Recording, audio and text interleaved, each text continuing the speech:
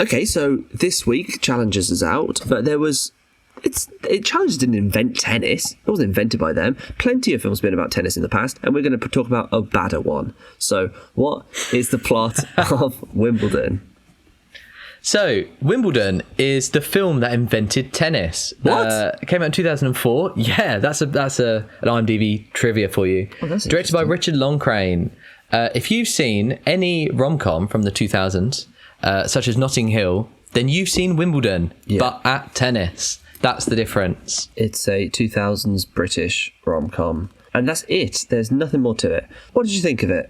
I thought Paul Bettany was doing his best Hugh Grant impression. I don't know if Hugh Grant would have been able to do this film. He's too charming, whereas Paul Bettany is he's sort of playing it just as a man. Like Hugh Grant does like a smarmy, like, you know, he's trying to look hot. He's trying to be charming. He's trying to be like the awkward bumbling, like, oh, I'm a mess, but I'm actually trying to look as hot as possible. Whereas Paul Bettany just kind of plays it pretty straight. He doesn't play it as like a romantic lead, really. Yeah, okay, I get you. So I think that's kind of why I liked him in the part, and why I thought Kirsten Dunst was terrible, or at least her character. Paul Bettany's Peter Colt and Kirsten Dunst's Lizzie Bradbury. Kirsten Dunst is still just as wooden as any other thing she's in. This was like the same year as Spider-Man 2, was it? And she plays just MJ. Like, she's such a just like almost manic pixie dream girl. Like, she's just perfect girlfriend. Like, she's so like, I'm just beautiful. I'm just about being pretty and being in love with you. And she has no personality, and she just instantly falls in love with the protagonist.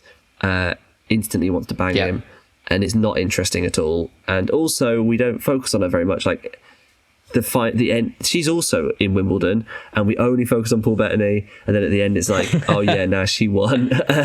We don't see her at all. She's just not interesting. And yeah, Kirsten Dunst, she's not interesting, doesn't have a character, doesn't do anything with it. Her function is there to provide motivation for Paul Bettany. This very squarely fails the Bechdel test. Very much so. Very much.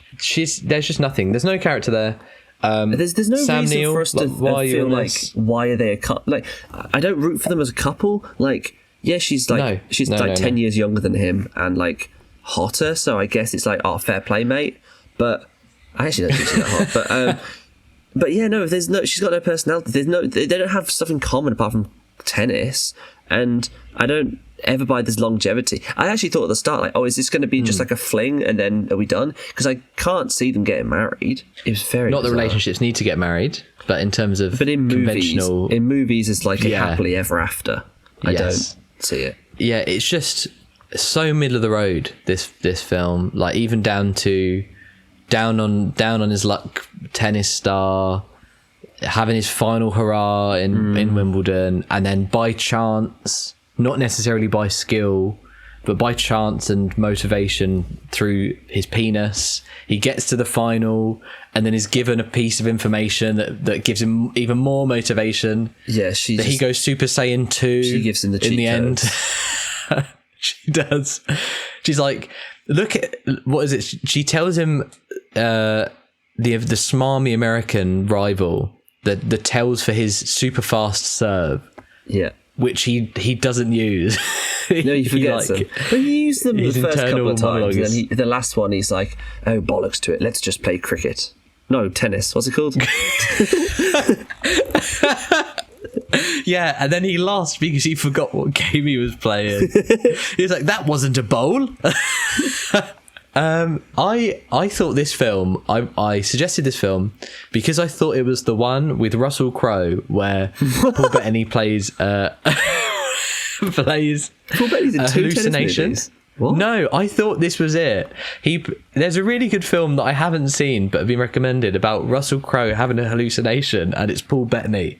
Like, Paul Bettany just turns up and tells him to kill himself, I think. And I was like, oh, is that Wimbledon? It's very much not Wimbledon.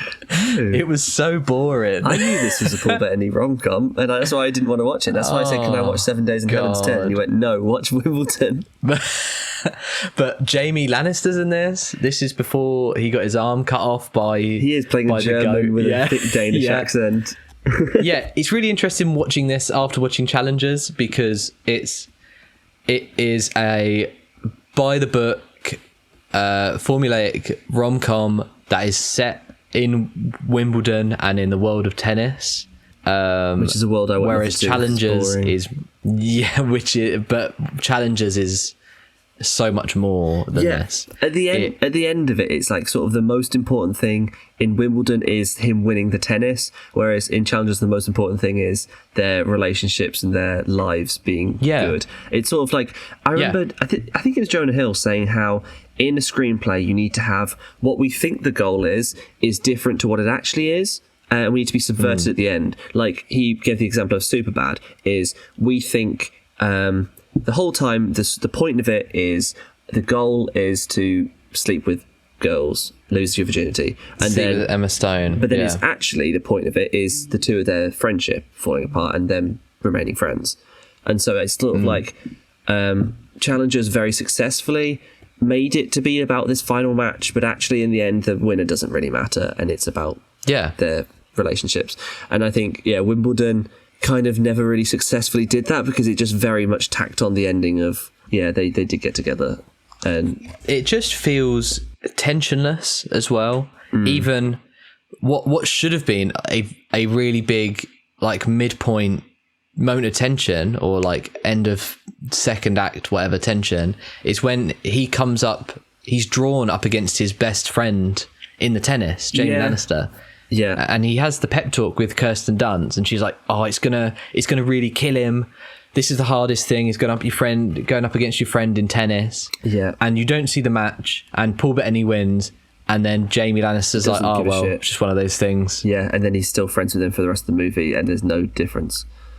No tension. Yeah, that if he was a character, get rid of James McAvoy. Why have we got quirky betting brother? Yeah, he's just there for a bit of comic relief, I guess. If you had Jamie Lannister there and he then had his own things going on, how much more interesting would that have been? But it wouldn't have been an easy sell rom-com Valentine's Day 2004. No, but if it's Jamie Lannister, he was going to make that his last Wimbledon ever. If he'd said, like, this is my last one, and that would make Paul Bettany feel really bad that he's going to knock him out in his final one ever. I get that as conflict. Yeah.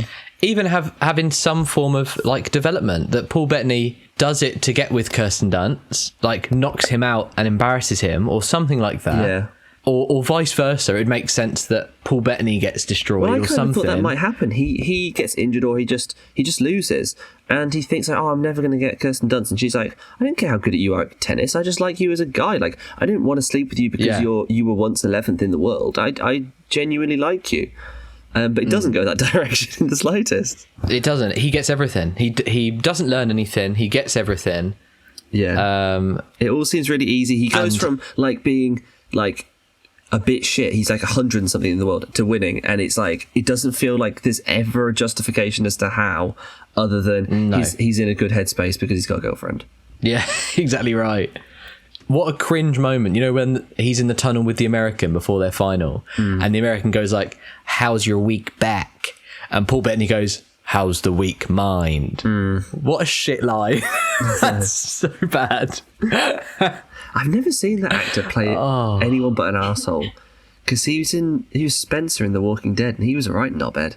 I thought it was interesting. I thought it was a very bold move not to have any Brandon, because obviously this is a secret origin, isn't it?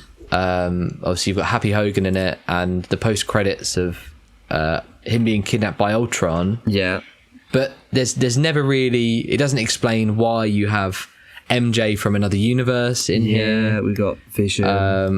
No, you've got Professor X as well from another universe. Really weird. What do you think about the Spider-Man female lead tennis curse? It's a strange one. What was Emma Stone? I did see like an Instagram like all Spider-Men go to war and all MJs play tennis in other movies. I don't know what the Emma Stone one is. What's that? Battle of the Sexes. Oh, I've heard of that. Interesting. What did you rate Wimbledon? Oh, what? That was a bit awkward. Yeah, we said that at the same time. Yeah. Maybe we should kiss like the leads in Challengers. I think that's a good idea. I don't know. I haven't given it a rating yet. Probably like 2.5, because I thought it was fine. maybe 2. Yeah, I gave it 2.5. Yeah, it's just pretty nothing. I don't think I'll ever watch it again. It wasn't offensive or anything. It was like, it wasn't offensive. It was all right. It was a bit of escapism, being like, the romance in it is like not grounded in any reality. Like their meet cute is that he's accidentally given the hotel room key to her room, and he walks in on her in the shower naked, and unlike any other human who would be like, no reaction. What the fuck? Get out of my fucking room. Like, she just doesn't cover herself at all. He just sees her fully naked, and she loves it, and he loves it, and it's just like, oh, this is a fantasy, this is a dream, this would never happen in real life. And so it's a bit of escapism of like a dream romance. It's fine, but there's nothing to it. There's no depth. There's nothing to say. No depth, no tension. It's everything you've seen before. Yeah. I also gave it 2.5. It's arguably worse than if it was bad, and arguably worse if it was good. Yeah.